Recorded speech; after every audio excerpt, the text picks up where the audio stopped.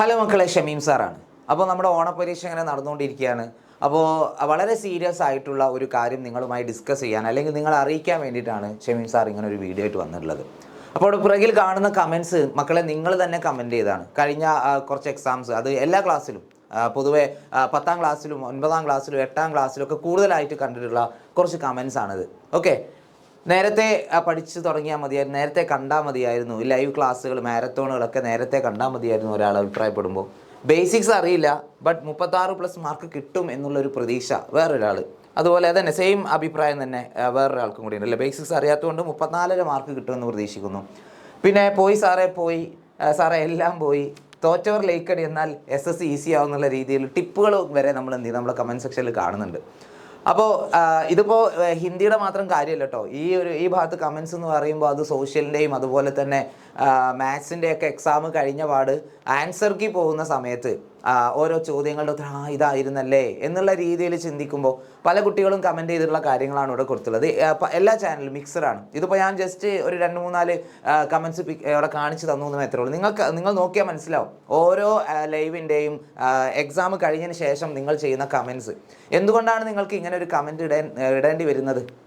നിങ്ങൾ എന്തോ ലാക്ക് ചെയ്യുന്നുണ്ട് അല്ലേ, നിങ്ങൾ എന്തോ ലാക്ക് ചെയ്തിട്ടുണ്ട്, അതുകൊണ്ടാണ് നിങ്ങൾക്ക് എന്തോ മിസ്സായി പോയിട്ടുണ്ട്, അതുകൊണ്ടാണ് നിങ്ങൾക്ക് എക്സാം വളരെയധികം ബുദ്ധിമുട്ടാവുന്നത്. ഫാക്ടേഴ്സ് വേറെ ഉണ്ട്. എക്സാം എന്താ പറയുക ടഫ് ആവാൻ വേണ്ടിയിട്ട് നമ്മൾ പാറ്റേൺ മാറിയിട്ടുണ്ട്, സിലബസ് മാറിയിട്ടുണ്ട്, അതൊക്കെ ഓക്കെ അല്ലേ. അതേപോലെ തന്നെ ഒരു ദിവസം 2 എക്സാം, ഇപ്പോൾ 10ാം ക്ലാസ്സിലാണെങ്കിൽ സോഷ്യൽ സയൻസും ഹിന്ദിയും ഒരുമിച്ച് വന്നു, അതുകൊണ്ട് പ്രയാസം ഉണ്ടായിട്ടുണ്ട് എന്ന് പല കുട്ടികൾ അഭിപ്രായപ്പെടുന്നുണ്ട് അല്ലേ. അപ്പോൾ സ്വാഭാവികമായിട്ടും സോഷ്യൽ സയൻസിൻ്റെ എക്സാം വളരെ ഈസി ആയിട്ടുള്ളൊരു ക്വസ്റ്റ്യൻ പേപ്പർ ആയിരുന്നു. പേപ്പറിൻ്റെ പ്രശ്നം കൊണ്ടല്ല, പക്ഷേ ഒരു ദിവസം 2 എക്സാം വന്നതുകൊണ്ട് 2 വിഷയവും ശരിക്ക് പ്രോപ്പറായിട്ട് പഠിക്കാൻ പറ്റില്ല എന്നുള്ള ഒരു പ്രശ്നം കുട്ടികൾ അഭിമുഖീകരിച്ചിട്ടില്ലേ. അതേപോലെ തന്നെ എല്ലാ ക്ലാസ്സുകളിലും ഇതുപോലെയുള്ള പ്രശ്നങ്ങൾ ഉണ്ടായിട്ടുണ്ട് അല്ലേ.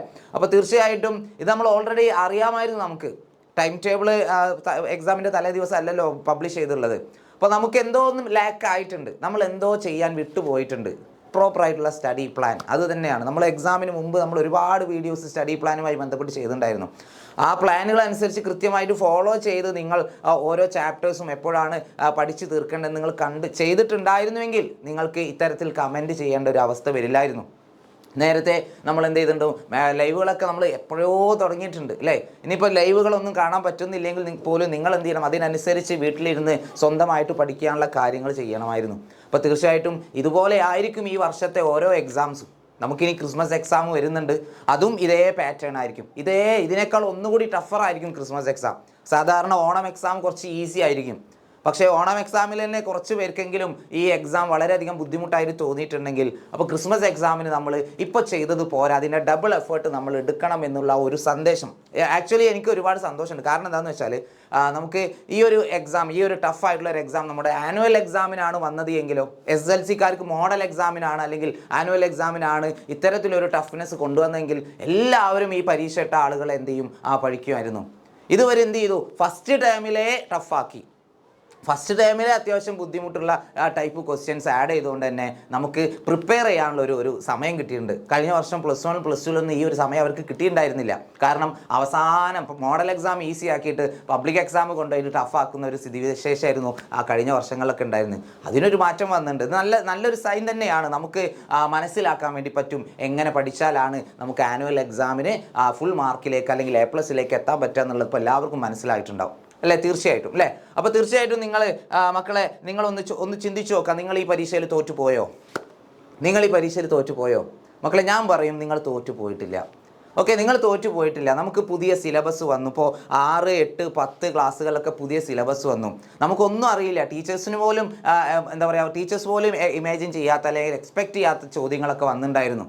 അപ്പോൾ തീർച്ചയായിട്ടും അതിനനുസരിച്ച് നമുക്ക് എന്ത് ചെയ്യാൻ പറ്റും, 2ാമത്തെ എക്സാം ആയുള്ള നമ്മുടെ ക്രിസ്മസ് എക്സാം പ്ലാൻ ചെയ്യാൻ വേണ്ടി പറ്റും. അപ്പോൾ ഈ ഒരു രീതിയിലാണ് മോഡൽ ക്വസ്റ്റ്യൻ പേപ്പറൊക്കെ പുറത്ത് വന്നിട്ടുണ്ടായിരുന്നെങ്കിൽ പോലും ഈ ഒരു രീതിയിലായിരിക്കും ഇനി നമുക്ക് എന്ത് ചെയ്യുക, പരീക്ഷയ്ക്ക് ക്വസ്റ്റ്യൻസ് വരിക എന്നുള്ളത് ഒരു ധാരണ നമുക്ക് കിട്ടിയല്ലോ. അതുകൊണ്ട് തന്നെ നമുക്ക് ഫസ്റ്റ് ചാൻസ് പോയെങ്കിൽ പോട്ടെ മക്കൾ. ഇതിപ്പോൾ എല്ലാവരുടെ കാര്യമല്ല ഞാൻ പറയുന്നത്. കുറച്ച് പേർക്ക് അല്ലെങ്കിൽ ഒരു 50% എബോവ് കുട്ടികൾക്കെങ്കിലും ഇപ്പോൾ നടന്ന ഓണപ്പരീക്ഷ ചില വിഷയങ്ങളെങ്കിലും ടഫ് ആയിട്ടുണ്ടാവും. അങ്ങനെ നിങ്ങൾക്ക് ടഫ് ആയിട്ടുണ്ടെങ്കിൽ നിങ്ങൾ എല്ലാവരും താഴെ കമൻറ്റ് ചെയ്യണം. ഓക്കെ, നിങ്ങൾക്ക് ഏതൊക്കെ സബ്ജക്റ്റാണ് ഏറ്റവും കൂടുതൽ ബുദ്ധിമുട്ടായത് എന്ന് നിങ്ങൾ എന്ത് ചെയ്യണം, തീർച്ചയായിട്ടും താഴെ കമൻറ്റ് ചെയ്തിട്ടുണ്ടാവണം കേട്ടോ. ഓക്കെ, അത് നമുക്ക് അതിനനുസരിച്ച് നമുക്ക് കൂടുതൽ വീഡിയോസൊക്കെ തരാൻ അത് ഉപകരിക്കും. നിങ്ങൾ തീർച്ചയായിട്ടും നിങ്ങളുടെ ഓരോ കമൻസും വളരെ വിലപ്പെട്ടതാണ്.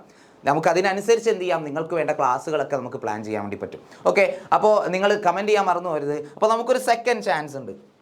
യെസ്, തീർച്ചയായിട്ടും സെക്കൻഡ് ചാൻസ് ഉണ്ട്. ഫസ്റ്റ് ചാൻസിൽ നമ്മൾ വീണു പോയെന്ന് കരുതി ഇതൊന്നിൻ്റെ അവസാനമല്ല.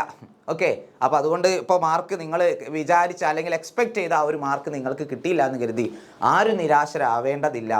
നമുക്കിനിയും എക്സാംസ് വരാനുണ്ട്.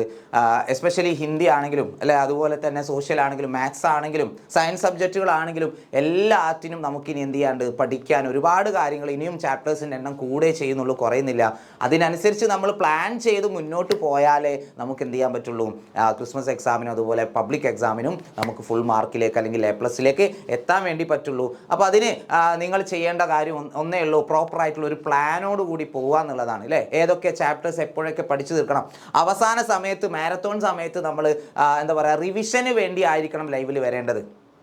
റിവിഷന് വേണ്ടി, അതിന് മുമ്പ് നമ്മളെല്ലാം പഠിച്ച് സെറ്റായിട്ടുണ്ടാവണം. അപ്പോൾ അതിനൊക്കെ നിങ്ങളെ ഹെൽപ്പ് ചെയ്യാൻ നമ്മൾ എന്ത് ചെയ്യുന്നുണ്ട്, ഓരോ ക്ലാസ്സിലും നമ്മൾ ബാച്ചുകൾ കൊടുക്കുന്നുണ്ട്. 6ാം ക്ലാസ് മുതൽ +2 വരെ നമുക്ക് ഓൺലൈനായിട്ട് ബാച്ചുകളുണ്ട് നിങ്ങളെ ഹെൽപ്പ് ചെയ്യാനാണ്. ഇപ്പോൾ ഈ ബാച്ചിൻ്റെ പ്രൊമോഷനായിട്ടൊന്നും നിങ്ങൾ കാണേണ്ടതില്ല, നിങ്ങൾ മനസ്സിലാക്കിയാൽ മതി. ഇനിയിപ്പോൾ നമ്മുടെ ബാച്ചിൽ ഇല്ലെങ്കിൽ പോലും നിങ്ങൾ എന്ത് ചെയ്യണം, കൃത്യമായിട്ട് പ്ലാൻ ചെയ്തിട്ട് പോകണം. കാരണം എക്സാം നമുക്ക് കഴിഞ്ഞ വർഷങ്ങളിലെ പോലെ എല്ലാം ടഫാണ്. ഇനി അങ്ങോട്ട് ടഫാവും. ഫുൾ A+കളുടെ എണ്ണം കുറയും, വിജയശതമാനം കുറയും, അത് ഉറപ്പാണ്. ആ ഒരു എന്താ പറയുക, മാറ്റി നിർത്തപ്പെടുന്ന അല്ലെങ്കിൽ മാർക്ക് കുറഞ്ഞു പോകുന്നവരിൽ നമ്മൾ പെട്ടുപോകാൻ പാടില്ല. നിങ്ങളെ ഹെൽപ്പ് ചെയ്യാൻ നമ്മൾ ഇവിടെ റെഡിയാണ്. നിങ്ങൾക്ക് വേണ്ട എല്ലാ ക്ലാസ്സുകളും നമ്മൾ തന്നുകൊണ്ടേയിരിക്കും. ഇപ്പോൾ ഓണം ഓഫറൊക്കെ ഉണ്ട്. ഓരോ ക്ലാസ്സിൻ്റെയും ഫീസും കാര്യങ്ങളൊക്കെ ഇവിടെ കൊടുത്തിട്ടുണ്ട്. 6ാം ക്ലാസ് മുതൽ +2 വരെ നമുക്ക് എന്തുണ്ട്, ബാച്ചുകളുണ്ട്. താല്പര്യമുള്ള മക്കളെല്ലാവരും നിർബന്ധമായിട്ടും എന്ത് ചെയ്യുക, താഴെ കാണുന്ന നമ്പറിൽ കോൺടാക്ട് ചെയ്യുക. എന്നിട്ട് എത്രയും പെട്ടെന്ന് നിങ്ങളുടെ അഡ്മിഷൻ ഉറപ്പാക്കുക. ഓണപ്പരീക്ഷ കഴിഞ്ഞു, ഇനി വെക്കേഷൻ സമയമൊന്നും വെറുതെ കളയേണ്ടതല്ല. ഓക്കെ, മക്കൾ മനസ്സിലാക്കുക. അപ്പോൾ നല്ല മാർക്ക് ഉണ്ടെങ്കിലേ നമുക്ക് സമൂഹത്തിൽ നല്ല രീതിയിൽ നല്ലൊരു ജോലിയൊക്കെ കിട്ടിയിട്ട് നമുക്ക് ജീവിക്കാൻ വേണ്ടി പറ്റുള്ളൂ. ഓക്കെ, ഒരു 18 വയസ്സ് വരെ വീട്ടുകാർ നമ്മുടെ കൂടെ ഉണ്ടാവും. അത് കഴിഞ്ഞാൽ പിന്നെ നമ്മൾ തന്നെ എന്ത് ചെയ്യണം, അധ്വാനിക്കണം. നമ്മൾ തന്നെ സ്വന്തമായിട്ട് ഇപ്പോൾ ഡിഗ്രിക്കൊക്കെ പഠിക്കുന്ന സമയത്ത് ആരും ഉന്തി തള്ളി പറഞ്ഞേക്കാൻ പോകുന്നില്ല. ഡിഗ്രിക്ക് അഡ്മിഷൻ കിട്ടുക എന്നുള്ളത് തന്നെ വലിയ കാര്യമാണ്. +1 ഇഷ്ടപ്പെട്ട സ്കൂളിൽ അഡ്മിഷൻ കിട്ടുക തന്നെ വലിയ വെല്ലുവിളിയായിട്ട് നിൽക്കുന്ന ഒരു സമയത്ത് നമുക്ക് ഡിഗ്രിയിലേക്കൊക്കെ എത്തുമ്പോൾ അത് വളരെയധികം ബുദ്ധിമുട്ടായി മാറും. ഓക്കെ, നല്ല ജോലി കിട്ടണമെങ്കിൽ നല്ല വിദ്യാഭ്യാസം, നല്ല എഡ്യൂക്കേഷൻ ക്വാളിഫിക്കേഷൻ വേണം. അപ്പോൾ അത് കുഞ്ഞു പ്രായത്തിലെ നമ്മൾ എന്ത് ചെയ്യണം, 6ാം ക്ലാസ്സിലാണെങ്കിലും ഏത് ചെറിയ ക്ലാസ്സിലാണെങ്കിലും ആ ഒരു ലക്ഷ്യം നമുക്ക് ഉണ്ടാവണം. നല്ലവണ്ണം പഠിച്ചാലേ നല്ല രീതിയിൽ നമുക്ക് ജീവിക്കാൻ കഴിയുള്ളൂ എന്നുള്ള ആ ഒരു ചിന്ത നിങ്ങളിൽ ഉണ്ടാവണം. അപ്പോൾ നിങ്ങളുടെ കൂടെ എന്നും എക്സാം വിന്നർ ഫാമിലി ഉണ്ടാവും. അപ്പോൾ താല്പര്യമുള്ള മക്കളെല്ലാവരും എന്ത് ചെയ്യുക, എത്രയും പെട്ടെന്ന് തന്നെ ഈ ഒരു ഓഫർ സമയത്ത് തന്നെ നിങ്ങൾ എന്ത് ചെയ്യുക, ബാച്ചിൽ ജോയിൻ ചെയ്യുക. ഇനി ബാച്ചിൽ ജോയിൻ ചെയ്യാൻ പറ്റാത്തവരും കൃത്യമായിട്ടുള്ള പ്ലാനോട് കൂടി കാര്യങ്ങൾ മുന്നോട്ട് നീക്കുക. ഓണം എക്സാമിന് നമുക്ക് പറ്റിയ ഒരു അബദ്ധം ഇനിയുള്ള എക്സാംസിൽ ഉണ്ടാവാൻ പാടില്ല. അപ്പോൾ നേരത്തെ പഠിച്ചു തുടങ്ങിയ എല്ലാവർക്കും ഓൾ ദി ബെസ്റ്റ്. അപ്പോൾ ഇനി എല്ലാവരും ഞാൻ പറഞ്ഞ പോലെ കമൻറ്റ് ചെയ്യാൻ മറന്നു വരുത്. നിങ്ങൾക്ക് ഈ പ്രാവശ്യത്തെ ഓണം എക്സാം ഏതെങ്കിലും സബ്ജക്റ്റ് നിങ്ങൾക്ക് ബുദ്ധിമുട്ടായിട്ടുണ്ടെങ്കിൽ അതും നിങ്ങൾ കമൻറ്റ് ചെയ്യുക. ഏതാണ് ഏറ്റവും ഈസി ആയിട്ട് തോന്നിയത് അതും നിങ്ങൾ കമൻറ്റ് ചെയ്യുക. ഓക്കെ, അപ്പോൾ വീണ്ടും കാണാം മക്കളെ. Tata, bye bye.